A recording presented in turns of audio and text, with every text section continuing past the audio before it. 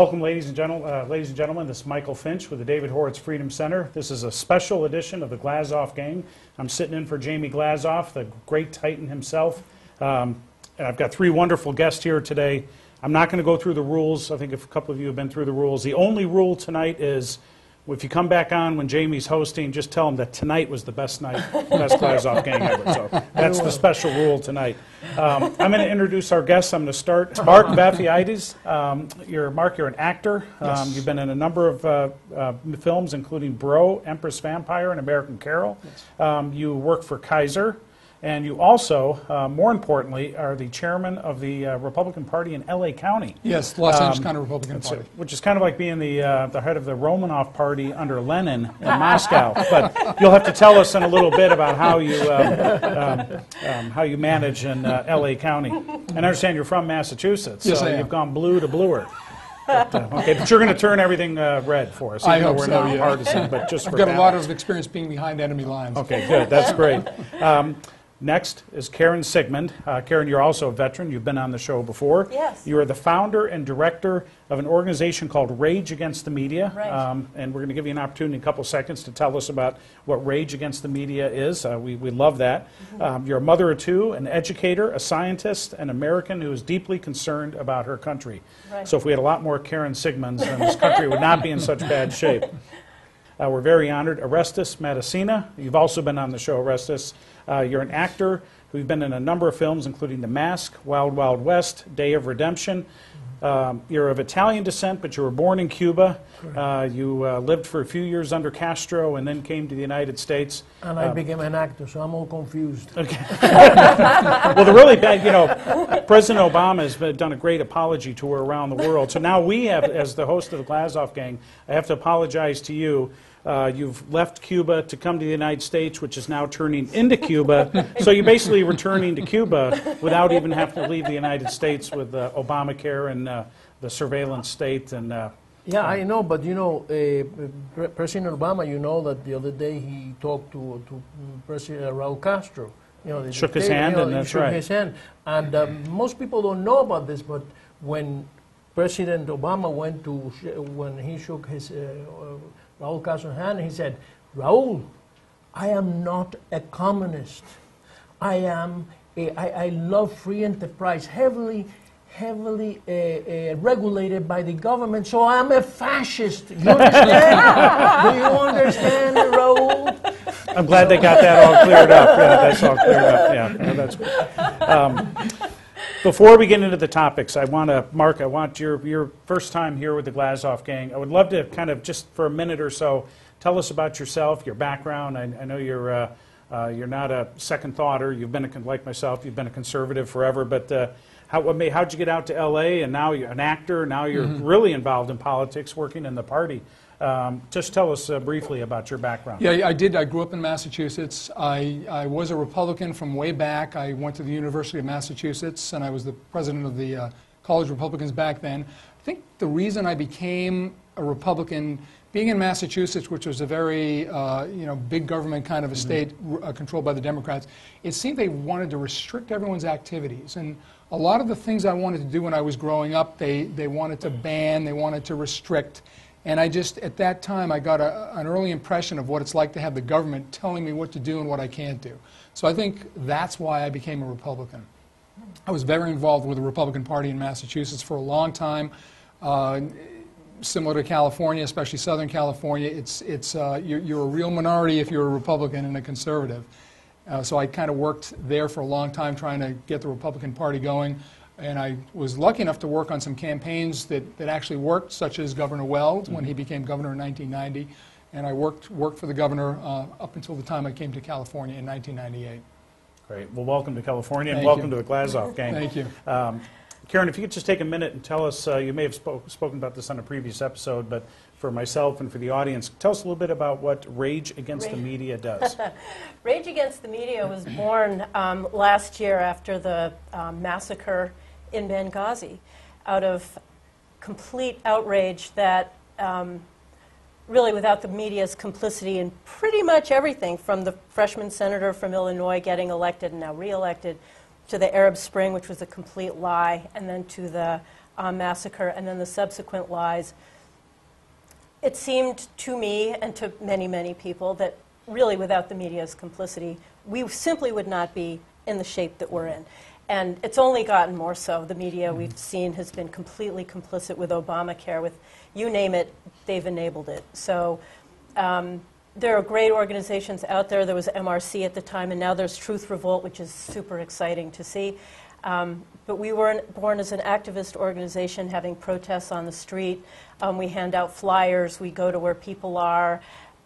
We are very active in social media. One of the things that we consider ourselves as sort of trolls for truth. We go to mainstream media sites where they feel they have a monopoly on the narrative, and we inject truth. And we swarm in a coordinated way, or we just go hop on over and insert facts, trying to break the monopoly of the narrative that they have. And we've grown to an army of about 8,000 people on Facebook, most of whom are active. And it's feels very powerful. It's very empowering. Everybody talks about the media. Why isn't anybody doing anything about it? And we are. That's great. We have a number of initiatives coming up in next year, 2014 already. So that's great. Well, check we'll us keep an out eye. Check us out What's online. your website? What's the website? We're rageagainstthemedia.org. Great. And we have action alerts nearly every day, things that everybody can do. Very Fantastic. empowering. And Orestes, this is not one of the topics tonight, but I wanted to ask you, what did the handshake mean? What did it mean to you? Is it just a handshake and we're making much ado about nothing, or is there something there? I think first is an insult to the free world, that, and especially to Americans, that the American president shakes hands with a murderer, a tyrant, a person who has destroyed a whole country, for the last 50 more, for half a century. And it is beyond comprehension that it would have been some idiot or some, okay, they don't know what they're doing, but this is the president of the United States, and I think that that was all arranged. This didn't happen, and the reason that I say this is that Raúl Castro was standing, and he walked towards him. It was not like suddenly, we are here, and then you have to you have to do it. He walked straight to him. There was a purpose. And then he even bowed a little bit to always. Yeah. He always bows. Yeah. So I don't know. It's to me it's inconceivable. But well, that's what we have, and we unfortunately, the American people voted for him. Yeah. So we get what we deserve. Yeah. And unfortunately, that's true. Yeah. Yeah. Well, I'll get to the first topic, and obviously the men here forgot to get the memo. We're supposed to grow beards in solidarity with Duck Dynasty. So, or maybe not. Maybe we're not in solidarity. The story is already, I think, kind of. A&E is running marathon episodes, so they don't seem that upset about it. They're making it clear he's not fired. Cracker Barrel's put the T-shirts back on the shelves, so there's been this. But I want to get just kind of all three of you. I'll start with you, Mark. What did this mean? I mean, if there's this huge backlash from Middle America, tell us what your thoughts are. For me, I think it's the knee-jerk reaction of A&E when Phil said what he said. They just immediately said, we need to put him on hiatus, and not thinking it through. Certainly, A&E is a private company. They have a relationship with their viewers and with Phil, and they can do what they want. But just as Phil suffers the consequences, if any, of what he said, so does A&E suffers the consequences of their actions. Yeah. And I think now they're seeing that there's more of a backlash because of them trying to stop Phil from continuing on the show. Yeah. Right. Karen, I wanted to ask you the Truth Revolt, and I'm not sure about Rage Against the Media. We helped lead a campaign against Martin Bashir after what he said. Alec Baldwin after what he said. Bashir in particular, though, is there are we being hypocrites by saying, is there a distinction?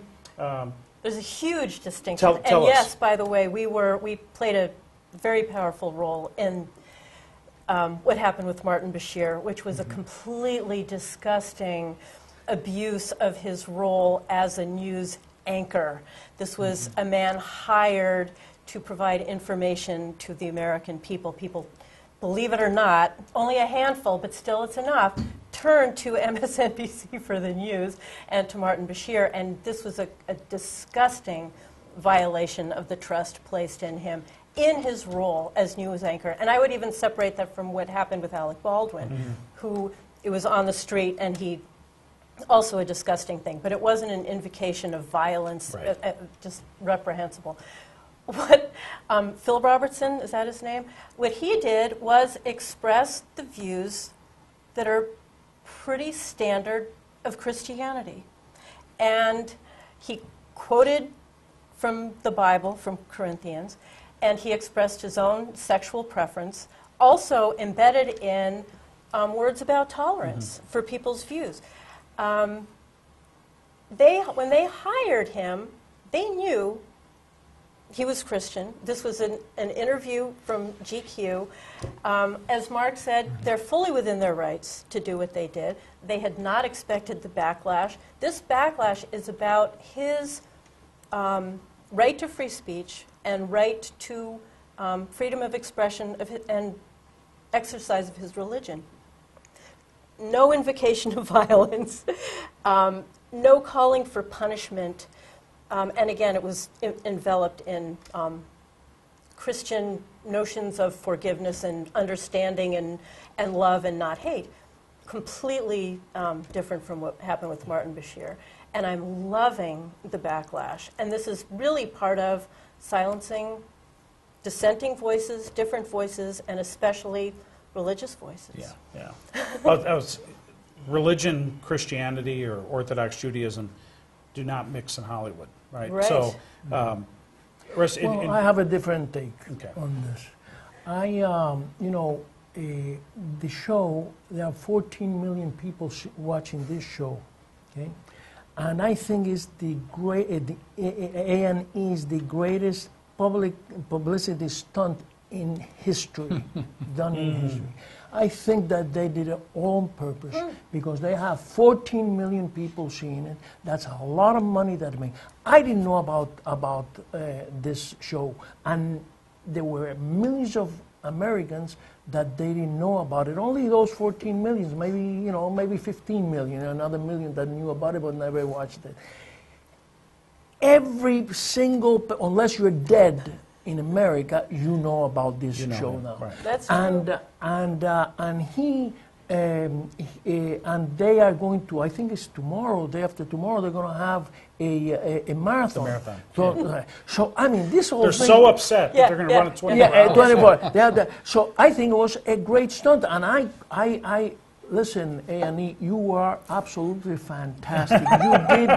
You did tremendous, because all Republicans are talking about it, all Democrats are talking about it, even, everyone in America. Mark, this GQ interview has been out there for a long time. So you're right. I mean, A&E can't say, "Oh my God, we had no idea that Phil believed in these things." Is there something there that could this be a publicity stunt? It's possible.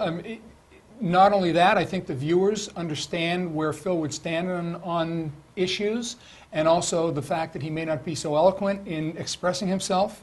So I don't think it should be a shock to A&E or the viewers, as contrasted with, as Karen mentioned, Martin Bashir, who is supposed to be a news guy, and he came out and said this. Maybe A&E needed to follow up the great viewership they had with Breaking Bad with something, and so this could be it. This could be it. Well, Karen, one thought before we wrap up the first segment. You had, for the shutdown, Ted Cruz, everyone, he was the evil. But turns out he came out okay after the Obamacare disaster, the rollout disaster. He had this huge upswell of support for Ted Cruz. Now with Phil Robertson, more than 14 million Americans that have never even seen the show are saying we're pushing back. People are pushing back. This is a good sign, right? I mean, going into 2014, not just talking about elections, I know, Mark, you're thinking it could be good news for elections. That's But, right. Yeah. but, Americans are getting sick of this. I mean, at some point, we're going to push back. Right. You can only, we'll take only so much. So this is a good sign. I think they couldn't have picked a more perfect target to go after with him because of the popularity, and I think you're exactly right. This has, in many ways, been the year of the pushback. And with the Martin Bashir, having him fired, and now what happened with Duck Dynasty and A&E, I think this is fabulous. What we are showing is when we are angered, we will rise up and we will fight back. And we've made changes. Certainly, Senator Cruz, that was very powerful, and these last two with Martin Bashir, with Truth Revolt and various groups like mine fighting back, and the unbelievable, there was over 1 million on the Facebook page in support of Phil Robertson. I think this is a fabulous sign. People are getting more and more angry, but finding more and more that we have a voice. Yeah. And it's tremendous. It's very empowering. I think the mainstream media, certainly A&E, I think they were really shocked. They were really taken aback about the. Yeah. I think because they're so used to us, our side, being passive and just taking it, and then the guy gets fired or he has to resign. So it is a good sign. You agree that we're ready to fight back. And and I what I'm going to say is not fair because I'm Cuban. But Ted Cruz is Cuban-American, and so he's a tremendous, wonderful guy that I think that he's going to he put a stop to everything that was going on and brought the entire country, all the Democrats to their knees. Absolutely. And that is what we need. And all these crazy guys like the old Republicans, the elite, that they keep. I mean, they have become. When you see a Republican and a Democrat, they're about the same. Well, we're going to get into politics in the second segment, so I'm going to have to wrap up our first segment. Thank you very much. We'll be back very shortly for round two. Thank you.